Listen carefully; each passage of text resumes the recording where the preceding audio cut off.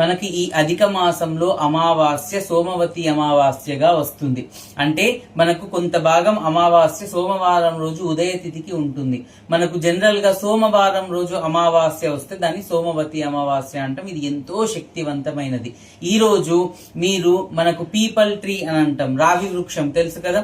ఈ రావి వృక్షానికి మీరు పూజ చేయాల్సిన అవసరం ఉంటుంది.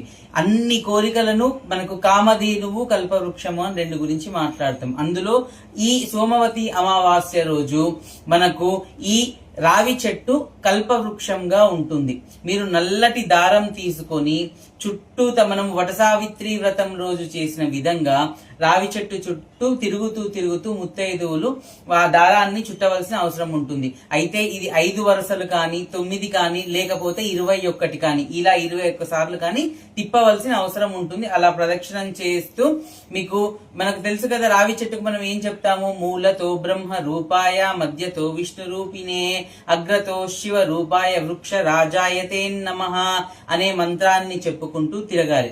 ఎవరికైతే ఆరోగ్య సమస్యలున్నాయో వాళ్ళు దక్షిణం వైపుకు చూస్తూ యమధర్మరాజుని అపమృత్యు దోషాలు నివారించమని చెప్తూ ప్రార్థన చేయాలి. ఎవరికైతే ఆర్థికంగా ఇబ్బందులు ఉన్నాయో వాళ్ళు ఉత్తరం వైపు చూసి కుబేరుణ్ణి తనని ధాన్య సమృద్ధితోని ఉంచాలి అని చెప్పి ప్రార్థన చేయాలి.